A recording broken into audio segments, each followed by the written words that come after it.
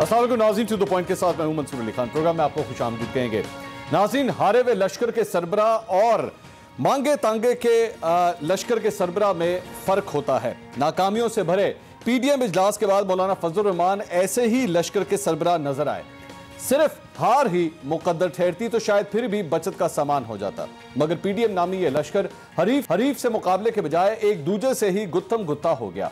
घमसान का रंग पड़ा, जरूर पड़ा, मगर आपस ही में।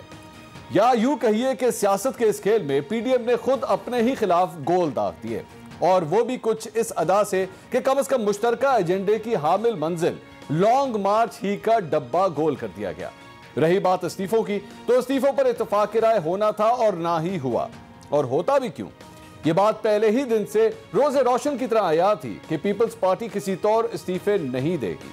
इसके बावजूद पीडीएम कायम की गई। यूपीडीएम के कयाम से बज़ाहिर अंजाम तक की सूरत हाल पर पीडीएम की 10 जमातों से मेरे 25 सवाल हैं। सवाल नंबर 1, क्या पीडीएम के करतों धरतों को इस भयानक अंजाम की खबर ना थी? सवाल नंबर 2, अगर खबर थी तो फिर जानबूझकर अपने ही हाथों हलाकत क्यों मोल ली गई? सवाल नंबर 3, क्या पीडीएम का कयाम ही गलत ना था? सवाल नंबर 4, इक्तिदार के केक में नून लीग मौलाना हिस्सेदार नहीं, आखिर क्यों पीपल्स पार्टी भी अपने हिस्से से दस्तबरदार हो जाती?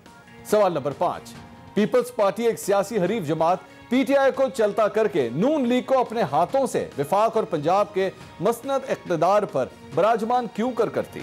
सवाल नंबर 6, पीपल्स पार्टी 2.5 बरस कबल ही सिंध हुकूमत से क्यों किनारा कशी इख्तियार करती, जबकि नतीजा एक बार सिंध हुकूमत ही के हसूल होता? सवाल नंबर 7, जरदारी साहब एक ही झटके में नून लीग से तमाम तर सियासी बदले लेने का सुनहरी मौका हाथ से जाने क्यों देते? सवाल नंबर 8, पीपल्स पार्टी क्यों कर हुकूमत को उसके अपने ही बोझ से गिरने का मौका ना देती? सवाल नंबर 9, जरदारी साहब को क्या पड़ी थी कि पंजाब को इमरान खान का वाटरलू ना बनने देते? सवाल नंबर 10, किला पंजाब फतह हो भी जाता तो इक्तिदार का हुमा चौधरी परवेज इलाही के सर पर बिठाने का क्या फायदा होता? सवाल नंबर 11, विफाक में -1 हो भी जाता तो हाथ क्या आता? सवाल नंबर 12, पीपल्स पार्टी किसी और की खातिर एस्टैब्लिशमेंट से नाराजगी क्यों मोल लेती? सवाल नंबर 13, पीपल्स पार्टी नून लीग और एस्टैब्लिशमेंट की लड़ाई का हिस्सा क्यों बनती या इस लड़ाई का गला घोंटने की सही क्यों करती? सवाल नंबर 14, नया सेटअप आ भी जाता तो क्या एस्टैब्लिशमेंट को मंजूर होता? सवाल नंबर 15, क्या पीपल्स पार्टी के लिए इतना ही काफी नहीं कि आइंदा विफाक और पंजाब किसी एक जमात की झोली में नहीं गिराए जाएंगे? सवाल नंबर 16, पीपल्स पार्टी खुद पर 5 बरस से कबल हुकूमत गिराने का दाग क्यों लगवाती? सवाल नंबर 17, 2014 में नून लीग को बेल आउट करने वाली पीपल्स पार्टी 2021 में इमरान खान की राह से कांटे क्यों ना चुनती? सवाल नंबर 18, हुकूमत गिराकर पीपल्स पार्टी इमरान खान को क्यों सियासी शहीद बनने देती? पीटीआई में नई रूह क्यों फूंकती? सवाल नंबर 19, क्यों पीपल्स पार्टी मौजूदा जनूबी पंजाब सूबा महाज के अराकीन के लिए अपने दरवाजे बंद कर देती?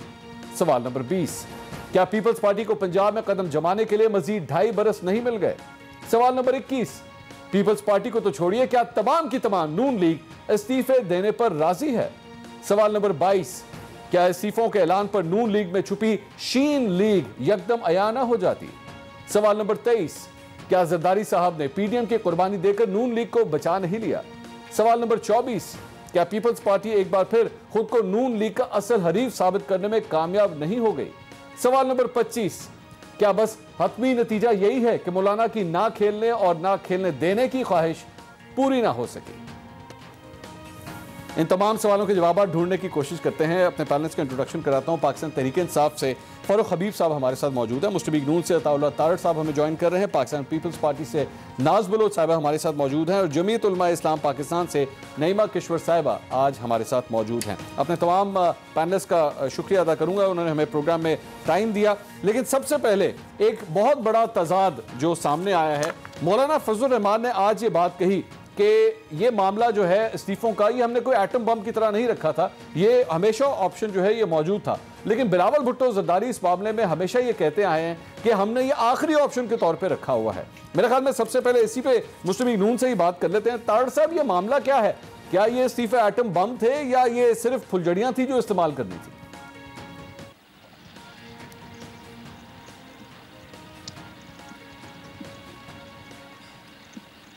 तारड़ साहब मुझे सुन सकते हैं?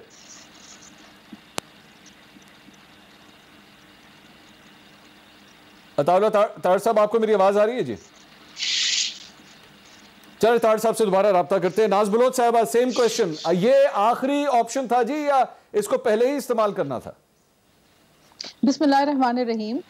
मंसूर देखें, पीडीएम के अंदर बहुत सारी चीजें जो मरहलावार तय हुई और उसके अंदर आपने देखा कि जो भी हिकमत अमली तय पाई वो तमाम पॉलिटिकल पार्टीज जो पीडीएम का हिस्सा हैं उनकी अपनी सियासी समझबूझ, उनकी अपनी तारीखी जो एक पस मंजर आप कहें या उनकी अपनी पॉलिटिकल एक जदोजहद है, उसके नतीजे में उनकी जो सोच डेवलप हर पॉलिटिकल पार्टी की अपनी है, उसके मुताबिक फैसले हर पॉलिटिकल पार्टी अपने मशावरा करती है और अपना इनपुट भी देती है। पीडीएम का मकसद यह हरगिज नहीं है कि तमाम पॉलिटिकल पार्टीज जम कर गई हैं, बल्कि सब मिनिमम पॉइंट एजेंडा के ऊपर कि इस हुकूमत से छुटकारा पाने के लिए क्या हिकमत अमली अपनाई जाए, उसके ऊपर सब एक पेज पे मुत्तफिक हैं। और यही वजह है कि मंसूर आपने देखा कि पीडीएम जब इस बात पे इत्तेफाक कर बैठी कि हम ज़मीनी इंतखाबात लड़ेंगे, तो आपने देखा कि जिस तरह पीडीएम की फतह हुई और जिस तरह हुकूमत की पै दर पे शिकस्त हुई और जमानतें जब्त हुई इनकी बाई इलेक्शंस में, इससे साबित हुआ कि अवाम ने किस कदर इस हुकूमत को 2.5 साल में मुस्तरद कर दिया।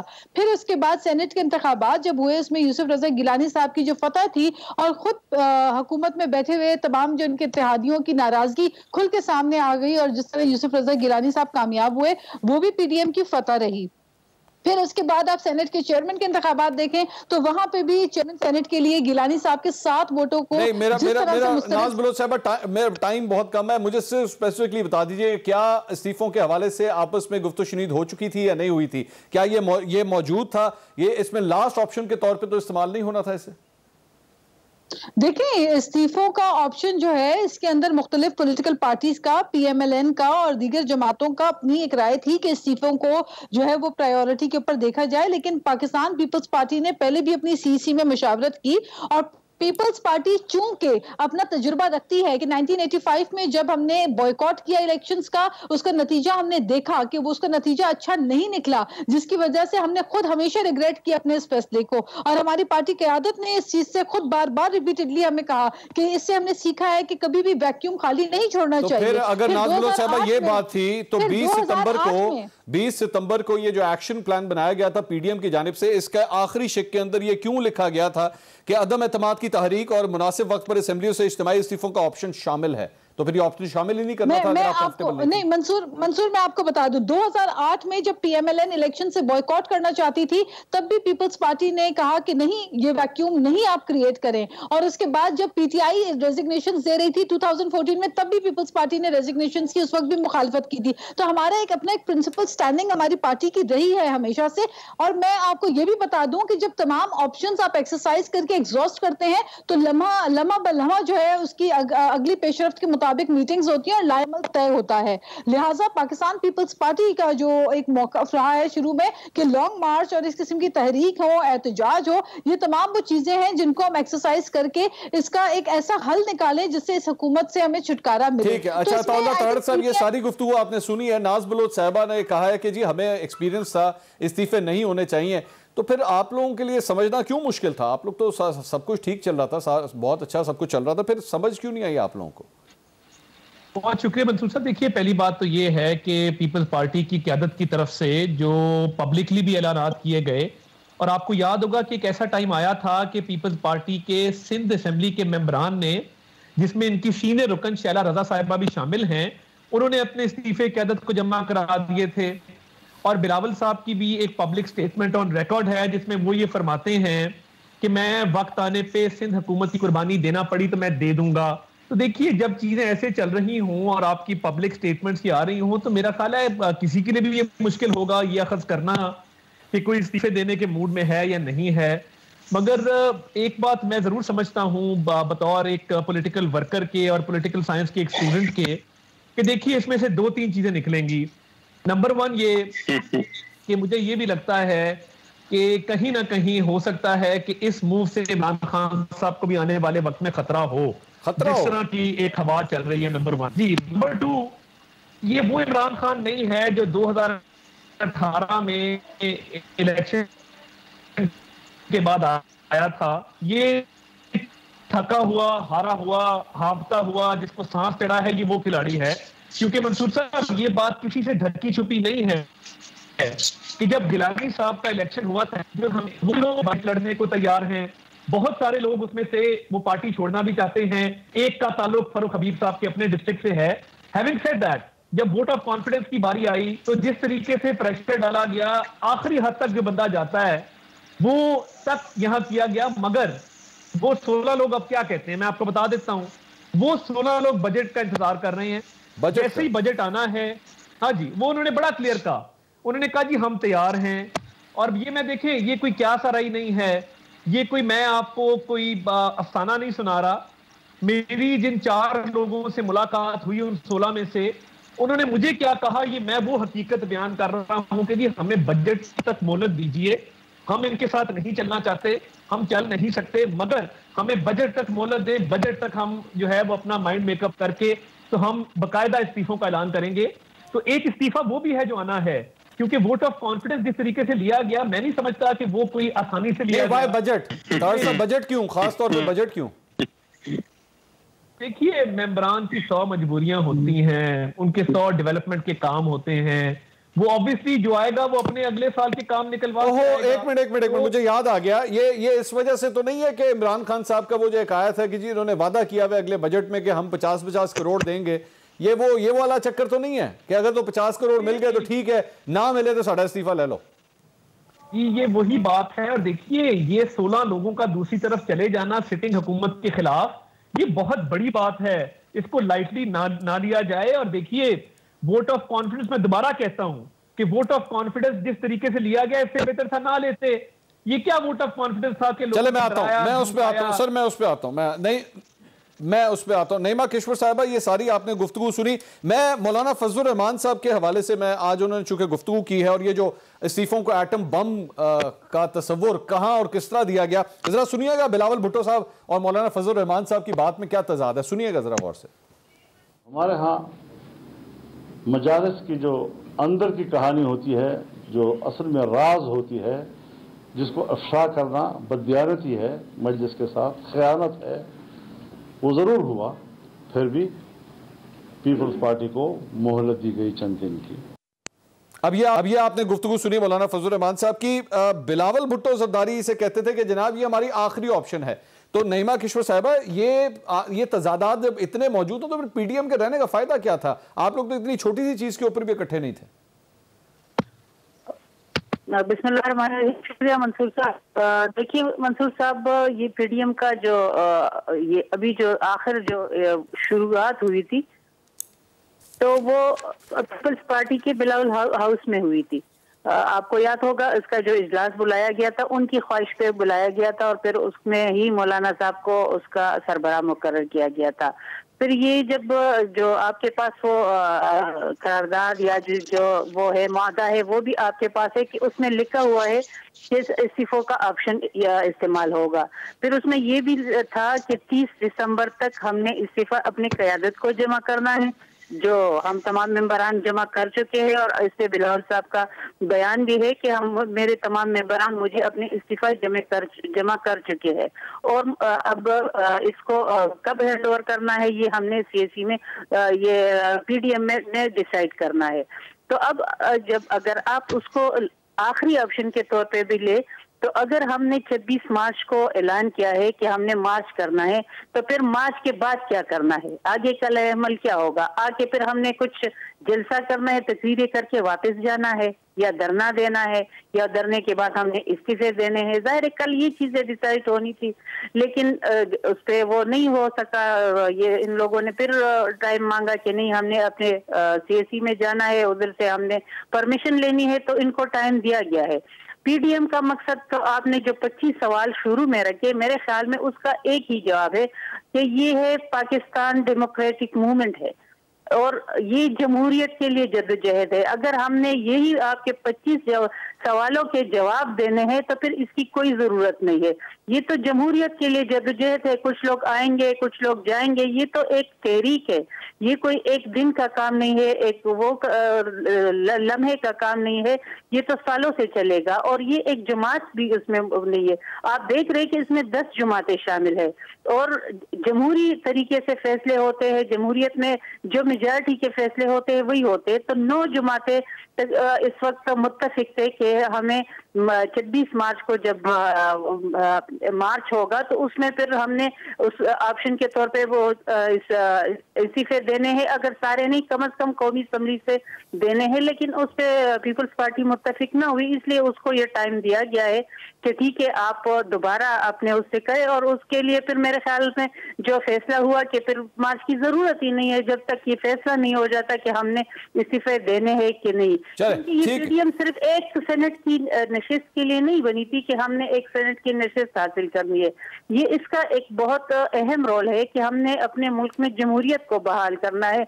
और इंशाल्लाह पीपल्स पार्टी से हम तवक्को करते हैं, क्योंकि एक जमहूरी जमात है तो वो जमहूरियत की जदोजहद के लिए मेरे ख्याल में बेहतर फैसले करेगी और जल्द फैसला करेगी। अच्छा चलें ठीक है, अगर आप ये समझते हैं। फारूक हबीब साहब, ये तारड़ साहब फरमाते हैं कि पीपल्स पार्टी अगर नहीं आ रही, इस्तीफे अगर नहीं दे रही, तो ये इमरान खान साहब के लिए खतरे की बात है। सर ये खतरे की बात है इमरान खान साहब के लिए? देखिए बात ये है कि आज तो इजहार अफसोस का दिन है इनके साथ। आज इनको 40 कत्ल माफ है, जो ये कहना चाहते हैं कहें। अच्छा, मामला ये है कि वो कहते हैं ना कि बड़े रुस्वा होके निकले कूचा जानम से। इनके साथ वो हुआ है कि जरदारी साहब ने ज़ियाउल हक के दौर से लेके अब तक के तमाम हिसाब जो है इनके साथ बराबर किए हैं। अच्छा, कैसे घड़ी खुदा बख्श के अंदर जो है वो से जो है अपने आप को आसफा और बख्तावर की जगह पर उन्होंने पहुंचाया, लेकिन जरदारी साहब ने एक भी नहीं सुनी। इन्होंने क्या घसीटना था, उन्होंने ऐसा घसीटा है कि नाकों से लकीरें निकलवा दी हैं। और इस्तीफे वाले मामले में फिर वो नहीं आए। वही यूसुफ रजा गिलानी जिनको इन्होंने पिटीशन दायर करके नाअहल करवाया था नवाज शरीफ ने, उनकी साहबजादी ने, उनको सेनेटर बनवाने के लिए जमीन आसमान एक किए कि जरदारी साहब उनकी इन तमाम काविशों के बदले में जो है वो इस्तीफे देंगे और उनको दोबारा जो है वो कामयाबी मिलेगी। लेकिन उन्होंने एक मासूमाना सी शर्त रख दी है, जहां इतनी बातें मानी है ये बात भी मान लें, मियाँ साहब को बुलवा लें पाकिस्तान आ जाए, मिलकर जरदारी साहब जदोजहद करने के लिए तैयार हैं। उसके ऊपर वो आमादा नहीं हो रहे। जरदारी साहब मियाँ साहब को चाहते हैं, मियाँ साहब पाकिस्तान नहीं आना चाहते। फजलुर रहमान बगैर इस्तीफों के जो है वो लॉन्ग मार्च नहीं करना चाहते। तो पीडीएम की तो कल जो है वो धर्म तख्ता इन्होंने खुद कर दिया। फूट तो पहले पर कल पीडीएम का अमली तौर के ऊपर खात्मा हो गया। आपने जिस तरह इनके चेहरे देखे, बॉडी लैंग्वेज देखी, वो तमाम जो है वो हारे हुए खिलाड़ियों की बॉडी लैंग्वेज थी। और मामला क्या था, शुरू दिन से हम बड़े क्लियर थे, कॉन्फिडेंट थे कि 11 जमातों के 11 एजेंडे हैं, 11 बोलियां हैं, 11 कहानियां हैं। हर बंदा अपनी अपनी केसट चला रहा है। मकसद एक कॉमन मकसद था, वो था इनका एनआरओ। अपने अपने चक्कर के अंदर, अपनी अपनी डील के अंदर तमाम लोग लगे हुए थे। उससे बुरी तरह खात्मा हुआ है। इससे मैं समझता हूँ बड़ा सेटबैक इनके लिए कोई नहीं हो सकता। अब ये तमाम लोग सकते के अंदर है, सकते के अंदर जो जमा तकसीम ये ज़रबे तकसीमें देना चाहते हैं देते रहे, हमें उससे कोई फर्क नहीं पड़ता, हमें उससे कोई गर्ज नहीं है। पहले भी हमने कहा था ये नाकाम है, अब भी हमें कह रहे हैं ये नाकाम है, ये शिकस्त खुर्दा है, इनको इससे कुछ नहीं मिलेगा। और मैं इनको ये कहना चाहता हूँ कि अगर ये हकीकी तौर के ऊपर कोई काम करना चाहते हैं तो इलेक्टोरल रिफॉर्म्स के ऊपर काम करें। आज वजीर आज़म ने पार्लिमानी कमेटी के लिए बनाने के लिए खत भी लिखा है स्पीकर को, तमाम जमातों की उसके अंदर नुमाइंदगी होगी, आए आकर बैठकर उसके अंदर इलेक्टोरल वोटिंग के हवाले से उसके बाद पाकिस्तान पीपल्स पार्टी के सामने वाकई ये सवाल रखेंगे कि लगता तो इसी तरह यूसुफ रजा गिलानी साहब को सेनेट में मुंतखब भी करवा लिया, चेयरमैन सेनेट का इलेक्शन भी उनसे लड़वा लिया, नून लीग के हाथ पे तो कुछ नहीं आया। और फारूक हबीब साहब की बात में वजन लगता है कि लगता इस तरह ही है कि जरदारी साहब ने अपना बरसों पुराना बदला नून लीग से ले ही लिया। मजीद बात करते हैं ब्रेक के बाद, हमारे साथ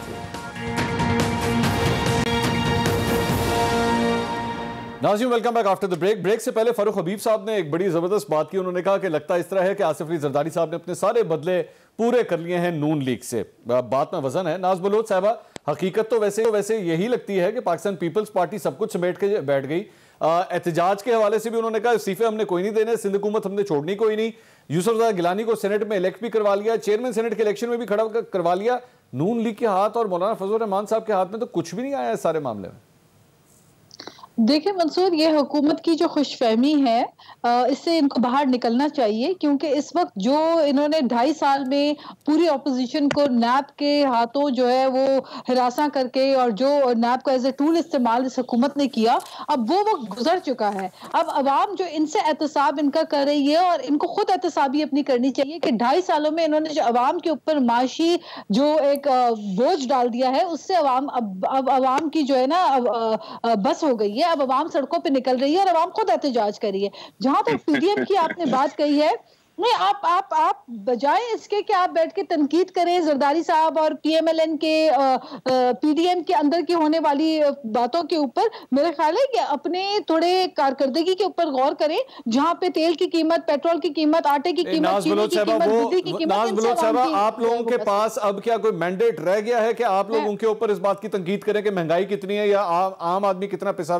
आप लोगों के अपने लड़ाई झगड़े खत्म नहीं हो रहे, आपको अब इस बात की परवाह क्या है? गलत, देखिए बिल्कुल ये गलत तासुर है। मैं समझती हूँ पीडीएम जो है उसके अंदर एक सियासी समझबूझ है, और वो तमाम पॉलिटिकल पार्टी के लीडर्स पे मुश्तमिल एक ऐसी तहरीक है, जिस तरह अभी नईमा किश्वर साहिबा ने भी बात कही, ये तमाम उन पॉलिटिकल पार्टीज की लीडरशिप की एक ऐसी तहरीक है जिनकी जमहूरियत के लिए कुर्बानियां हैं, जिनकी अपनी अपनी सियासी तजुर्बात हैं। मेरा स्पेसिफिक सवाल ये था कि इस सारे मामले में आप लोगों ने नून लीग को क्या दिया? नून लीग के पास तो कुछ भी नहीं आया, सारा कुछ तो आप लोगों ने ले लिया। सेनेट का टिकट आपने ले लिया, चेयरमैन के लिए अपना बंदा इलेक्ट करवा लिया, सब कुछ आपने ले लिया, उनके हाथ में तो कुछ नहीं आया।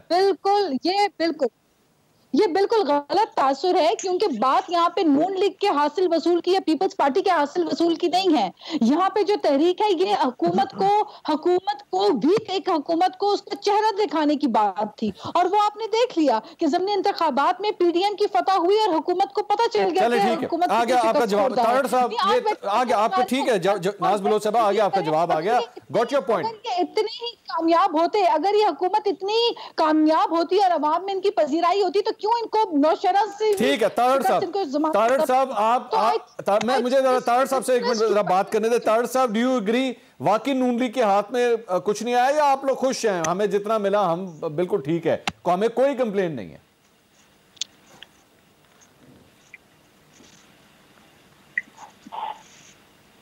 तारड़ साहब आप सुन सकते हैं मुझे?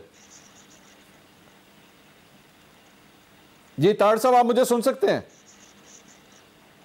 तारड़ साहब आपकी आवाज, अब आपकी आवाज आ रही है जी। मैंने कहा जी नून लीग के हाथ वाकई कुछ नहीं आया, आप इस मौजूदा सिचुएशन में खुश हैं? मैं मतलब बेशक बेड़ा गर्क हो गया पीडीएम का, जो कुछ भी हुआ, लेकिन आप खुश हैं?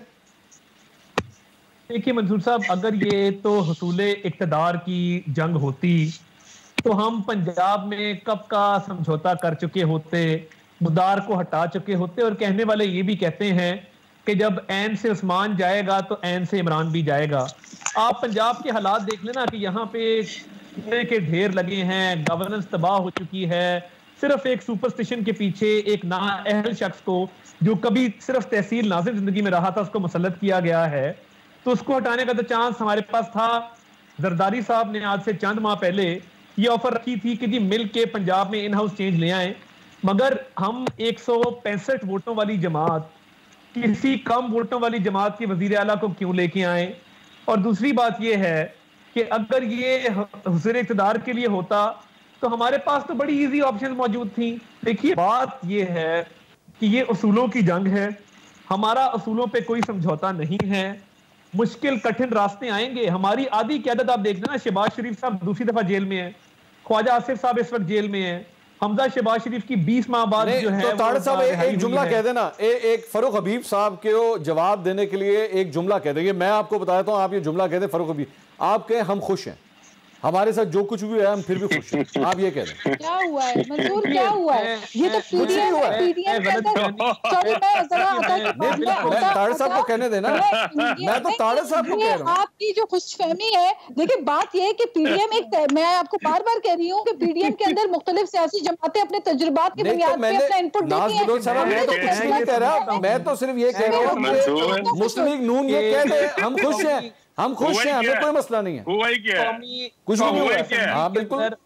असेंबली के अंदर 83 हमने 83 वोट देके यूनुस रज़ा गिलानी साहब को कामयाब बनाया। चेयरमैन सेनेट के इलेक्शन में हमारे सारे वोट डले और हम खुश हैं। हमारी जंग हम देखिए हमारी जद्दोजहद जारी रहेगी। हम उम्मीद करते हैं कि पीपल्स पार्टी अपनी सीईसी की मीटिंग के अंदर कोई मुस्बत फैसला करने में कामयाब होगी। अगर ना भी हो, हम अपनी जद्दोजहद जारी रखेंगे, अपनी जंग जारी रखेंगे। और देखिए जो मईशत का हाल है, जो गुर्बत का हाल है, ताड़ साहब एक मिनट ताड़ साहब, माजरत के साथ मैं दोबारा वही कह रहा हूं कि आप लोग बेशक पुरुमीद हो, उसमें आप पुरुमीद होना बुरी बात नहीं है, मैं वो नहीं कह रहा, लेकिन इस वक्त ऑल गुड फैक्टर ये जो आप लोग पब्लिक को देने की कोशिश कर रहे हैं, मैं तो उसके बारे में कह रहा हूं कि आप इसको जायल करने के लिए ये जो तहरीके इंसाफ वाले आप लोगों के साथ इतनी ज्यादती कर रहे हैं, इतने आपको ताने तशने दे रहे हैं, आपको बार बार कोस रहे हैं, इनको जवाब दें, इनको कहें और कोई बात नहीं, हमने बेशक यूसुफ रज़ा गिलानी को जिता दिया, हम फिर भी खुश हैं, हमें बेशक तहरीक अदम-ए-एतमाद पंजाब में नहीं लेकर हम तब भी खुश हैं, चेयरमैन की सीट बेशक यूसुफ रज़ा गिलानी ने इलेक्शन लड़ा, हम तब भी खुश हैं। आप कह दें मामला खत्म हो जाएगा। देखिए इसमें हमें कोई इशू नहीं है और मैं समझता हूं कि हमने जो जद्दोजहद, जो कुर्बानियां दी हैं, हम बिल्कुल मुतमईन भी हैं, खुश भी हैं, मगर हम उम्मीद रखते हैं कि इस्तीफों पे कंसेंसस होगा। अगर नहीं भी होता तो देखिए 83 सीटें हमारे पास कौमी असेंबली में हैं और पंजाब में हैं, हालात बदलेंगे तो एक आधा इत्तेहादी का ही फर्क पड़ता है ना। इमरान खान, मैंने दोबारा अर्ज कर रहा हूं, इमरान खान वो इमरान खान नहीं है जो 2018 में आया था। ये एम से उस्मान भी जो है, ये इसकी भी हुकूमत को इतनी स्ट्रांग नहीं है। पिछले 1-1.5 हफ्ते से राजा बशारत की खबरें सुन रहे थे, हाशिम जमाबक की खबरें सुन रहे थे, मगर वो फिर अड़ गए हैं अपनी कुछ जाती वजूहात की बिना पे कि उसको नहीं हटा सकते। मगर व्हेन पुश कम्स टू शव, ये 10 सीटों का फर्क पड़ा तो वो उड़ के जाएगी इनकी हुकूमत। और 16 लोग जो हमारे साथ राब्ते में हैं, बजट आने दें, देर है अंधेर नहीं है, ये मैं कहना चाहता हूं। नईमा किश्वर साहिबा, पाकिस्तान पीपल्स पार्टी की सीईसी जो कि लग यही रहा है कि फैसला यही करेगी कि हमने इस्तीफे नहीं देने, उसके बाद पीडीएम के अंदर कोई जान रह जाएगी आपके ख्याल में? मौलाना फजल रहमान और मुस्लिम लीग नून क्या मिलके इमरान खान साहब के लिए कोई प्रॉब्लम क्रिएट कर सकते हैं? फरूख हबीब साहब उस वक्त से हंसी जा रहे हैं जब से प्रोग्राम शुरू हुआ है। जी नईमा किश्वर साहिबा। पहले तो मुझे अफसोस हो रहा है कि फरूख हबीब साहब हंस रहे हैं, कहीं उनके गले न पड़ जाए, कहीं उनके पेज जो वो एक पेज था उसकी तरफ जरा नजर रखे कि उस पे क्या होने वाला है। अगर आपके ख्याल में अगर पीडीएम टूटती है और पीपल्स पार्टी पीडीएम को छोड़ देती है तो मेरे ख्याल में इतने इनको समझ होनी चाहिए कि फिर क्या होगा। तो मेरे ख्याल में पहले हम उम्मीद रखेंगे कि पीपल्स पार्टी एक जमहूरी पार्टी है और वो पीडीएम के साथ रहेगी। अगर नहीं रहेगी तो ये तो जमहूरियत का जदोजहद है। ये जो नहीं अगर वो आपके साथ नहीं रहेगी तो जमहूरी नहीं रहेगी। नहीं, मैं कह रही हूँ कि आप कह रहे हैं कि फरूख हबीब साहब हंस रहे, तो मैं कह रही कि उनकी हंसी उनकी गले न पड़ जाए। जरा इस दूसरी तरफ भी जरा सोचे ना कि अगर पीपल्स पार्टी गवर्नमेंट का साथ नहीं दे रही तो अपना जो एक पेज है जरा उस पे भी गौर करे, फिर इनका वो पेज कहीं इधर उधर ना हो जाए, कहीं इनके किताबों के सफ़े उलट पुलट ना जाए। तो मेरे ख्याल में उसको दूसरी साइड से भी जरा सोच। अच्छा चले, मैं इसको सवाल को जरा दूसरे तरीके से, अच्छा मैं दूसरे तरीके से ले लेता हूँ। मैं दूसरे तरीके, अगर मिसाल के तौर पे, जो मेरे ख्याल में आप यही तासुर देने की कोशिश कर रही हैं कि पाकिस्तान पीपल्स पार्टी की एस्टैब्लिशमेंट के साथ कोई डील हो गई होगी या वो एस्टैब्लिशमेंट की बी टीम के तौर पे आ रही होगी, अगर इस तरह होता है, मैं अगर के ऊपर जा रहा हूं, तो अब जेयूएफए पाकिस्तान पीपल्स पार्टी को किस तरह देखेगी? नहीं देखिए, पीडीएम तो मुख्तलिफ जमातों का मजमू है। जिस तरह मैंने आपको शुरू में कहा, हर जमात का अपना तरीका है, अपना नजरिया है, अपना मंशूर है। जरूरी नहीं है अगर वो एग्री नहीं करती, वो इस्तीफों पे नहीं आती और पीडीएम का हिस्सा नहीं रहना चाहती तो वो उनकी अपने वो चॉइस होगा, कोई उसको मजबूर नहीं कर सकता। तो वो ये एक वो नहीं है, और पीडीएम एक तहरीक है और वो इंशाल्लाह चलती रहेगी। जरूरी नहीं है पार्टी उसमें से निकल जाए, वो पीडीएम की खत्म हो गई। ठीक है, एक ब्रेक में नाज़रीन मैं जल्दी से ब्रेक लेता हूं क्योंकि पीडीएम के अंदर भी एक ब्रेक आ गई हुई है। मैं भी एक ब्रेक लेता हूं, ब्रेक के बाद मजीद गुफ्तगू करते हैं। हमारे साथ रहिए नाज़रीन, welcome back after the break. बात हो रही है पीडीएम के इजलास की जो कल हुआ, उसके हवाले से आज भी गुफ्तगू हो रही है। फरूख हबीब साहब, सोशल मीडिया के ऊपर जाहिर बात है लोग लिखते हैं, चीज़ें लिखते हैं, अपने ख्यालात का इजहार करते हैं। अगर इस दौरान ये हुआ कि पाकिस्तान पीपल्स पार्टी के खिलाफ जो केसेस खुले हुए हैं उनकी स्पीड अगर स्लो हो गई या चंद फाइलें जो चल रही थी वो अगर बंद हो गई या केसेस कहीं इधर से उधर ट्रांसफर हो गए, तो इसका उसके साथ तो कोई ताल्लुक नहीं होगा ना पीडीएम में जो कुछ भी हुआ है? देखिए बात यह है कि ये तो तमाम चीजें जो हालात आगे बनेंगे उसके ऊपर हम गुफ्तगू कर लेंगे, लेकिन बात यह है कि अभी बात आप देखें, बात उम्मीद के ऊपर आ गई। कहाँ जो है वो बड़े बड़े नारे थे, कहाँ वो बड़े बड़े दावे थे, कहाँ पर वो इस्तीफे थे, कहाँ पर वो अदम एतमाद की बातें थी, कहाँ पर वो लॉन्ग मार्च के मामला थे।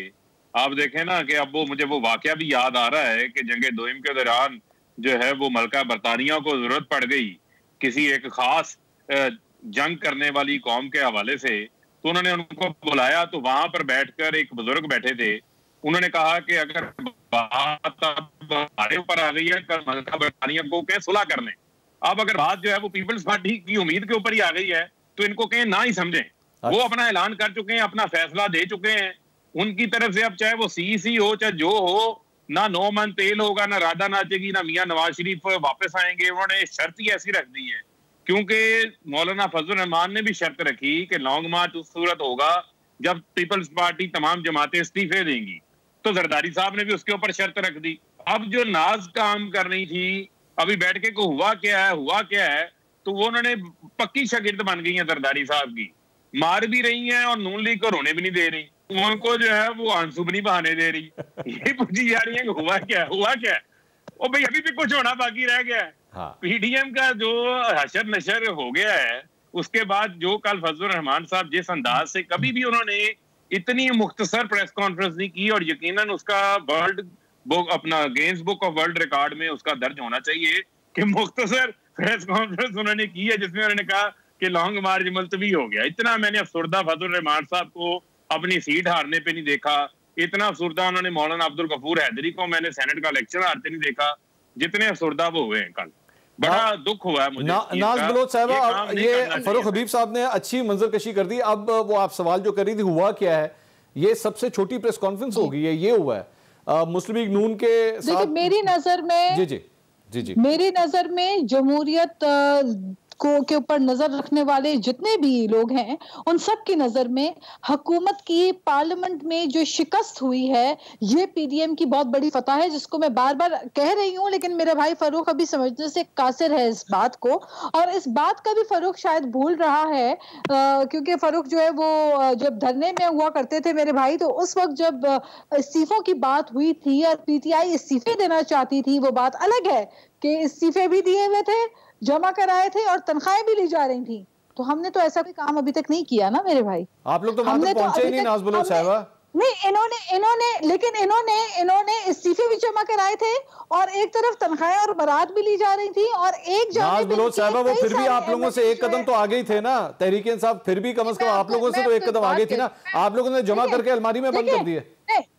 देखिए बात यह है कि पीडीएम के अंदर आपको अप्रिशिएट करना पड़ेगा कि हिपोक्रेसी के साथ काम कोई नहीं ले रहा। जो भी बात है खुल के हर कोई अपना नैरेटिव खुल के बयान कर रहा है, बिल्कुल हिपोक्रेसी नहीं हो रही। हिपोक्रेसी तो ये होती है कि आप पार्लियामेंट में इस्तीफे भी जमा कराएं और तनख्वाहें भी लें, जो पीटीआई क्या इसको हिपोक्रेसी ना कहूं मैं, इसको हिपोक्रेसी ना कहूं कि पहले जनवरी की डेट दी गई कि जनवरी में हुकूमत जा रही है, फिर फरवरी की डेट दी गई, फिर मार्च की तरफ कहानी आ गई, फिर उसके बाद ये कहा गया कि जी के इस्तीफे आएंगे, वो इस्तीफे अब आ रहे हैं कि नहीं आएंगे, उसके बाद नवाज शरीफ साहब की वापसी की शर्त रखी। क्या इसको हिपोक्रेसी नहीं कही तो और क्या कहेंगे? जी बोलिए। मैं आपके इस सवाल का आपके जवाब भी देती हूँ, पहले मैं अपनी पहली बात मुकम्मल कर लूं। और फिर ये हुआ कि जब पीटीआई ने इस्तीफे जमा करवाए तो इनके खुद एमएनए जो है वो कंटेनर के बाहर खड़े होकर कहते थे कि ये क्या कर रहे हैं खान साहब, हमें इस्तीफे नहीं देने। तो ये तो पीटीआई के अंदर के हालात थे। अब अगर ये बैठकर खुश हो रहे हैं कि जी उन्होंने इस्तीफे से मना कर दिया, उन्होंने, हमारी तो एक पीडीएम की तहरीक है, इट हैज टू डिसाइड। अभी तो फाइनल फैसले होंगे, मशावरत होगी, और पहले भी ऐसा हुआ कि कुछ चीजों के ऊपर जहां कुछ पॉलिटिकल पार्टीज पीडीएम के अंदर ज़मीनी इंतखाबात में नहीं जाना चाहती थी, बाद में जब मशावरत हुई और वो गए तो उसमें फायदा हुआ। तो देखिए हर पॉलिटिकल पार्टी अगर अपनी सियासी बसीरत जो है उसका इनपुट देती है और उससे बिलाखिर फायदा ये निकलता है कि हुकूमत की शिकस्त पर शिकस्त सामने नजर आती है। तो ये मैं समझती हूँ पीडीएम की एक फतह है, और इसमें हिकमत अमली में वोट ऑफ नो कॉन्फिडेंस का भी मामला जो है वो भी बीच में पीडीएम में इब्तिदा से ये बात डिस्कस हो रही थी। तारड़ साहब ये बताइए कि चलें, अगर अभी तक जो सिचुएशन है, जो कम से कम मेरी नून लीग की सीनियर क़यादत से बात हुई है, मुझे आज ये बताया गया कि पीपल्स पार्टी के इस्तीफे ना देने वाली जो बात थी वो आपकी सीनियर क़यादत को चंद महीने पहले से इस बात का शक था कि इन्होंने नहीं देने, पाकिस्तान पीपल्स पार्टी इस्तीफे नहीं देगी। और अब भी ये जो सीसी का इजलास भी जो कुछ होना है, इसके बाद भी मोस्ट प्रॉब्ली रिजल्ट यही आना है कि इस्तीफे नहीं देने। क्या नून लीग अब इस्तीफे देगी या नहीं देगी? देखिए, इसमें मंसूर साहब दो तरह के खदशात पाए जाते थे। हमारी पार्टी के अंदर भी लोग मौजूद थे जो कहते थे कि पीपल्स पार्टी इस्तीफे देगी, बट ऑब्वियसली कुछ लोग थे जो कहते थे कि इस्तीफे नहीं देगी। मैं ये समझता हूं कि पीडीएम का जो एक बयानिया था और जिस तरीके से हुकूमत को एक टफ टाइम मिला और जिस तरीके से हुकूमत कमजोर हुई, और देखिए हुकूमत जो मैं कहता हूँ ना कमजोर हुई, आप इमेजिन कर सकते हैं कि 2018 के बाद 3 वज़रा प्रेस कॉन्फ्रेंस करें और चीफ इलेक्शन कमिश्नर समेत पूरे इलेक्शन कमीशन से इस्तीफे का मुतालबा करें। ये जो इनको इदारों के साथ मैच फिक्स करके खेलने की आदत पड़ी है, ये अब इनकी छूट रही है। मैं तो ताड़ साहब मेरा सवाल भी हो गए हैं। ताड़ साहब मेरा तो सवाल किया था, क्या नून लीग इस्तीफे दे रही है? मैं उस तरफ आ रहा हूं। देखिए, अल्टीमेटली जो पीडीएम का बयानिया है, जो जमात उससे हटेगी उसको पब्लिकली भी उसका नुकसान होगा और उसकी पॉलिटिक्स को भी नुकसान होगा।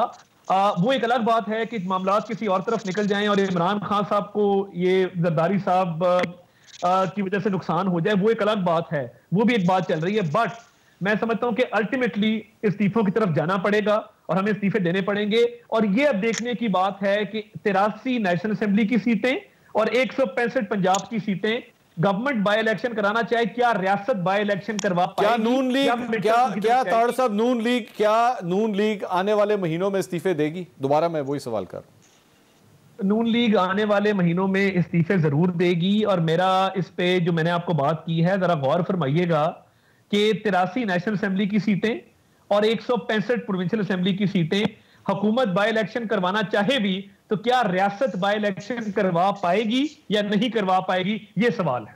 ठीक है नाज़रीन, इसका जवाब ढूंढते हैं एक छोटे से ब्रेक के बाद। हमारे साथ नाज़रीन, welcome back after the break. बात हो रही थी इस्तीफों की, नून लीग क्या इस्तीफे देगी या नहीं देगी, इस पे बात हो रही थी। JUFA का मौक़िफ़ भी ले लेते हैं। नईमा किश्वर साहबा, JUFA क्या प्लान करती है? पीपल्स पार्टी आती है या नहीं आती? इस्तीफों का ऑप्शन अभी भी टेबल पे मौजूद है? देखिए मंसूर साहब, इस्तीफे तो हम अपनी क़यादत को दे चुके हैं। अब ये क़यादत का फैसला है कि वो आगे उसको कब पार्लियामेंट में जमा करती है नहीं करती, वो उनका फैसला है, वो पीडीएम का फैसला है।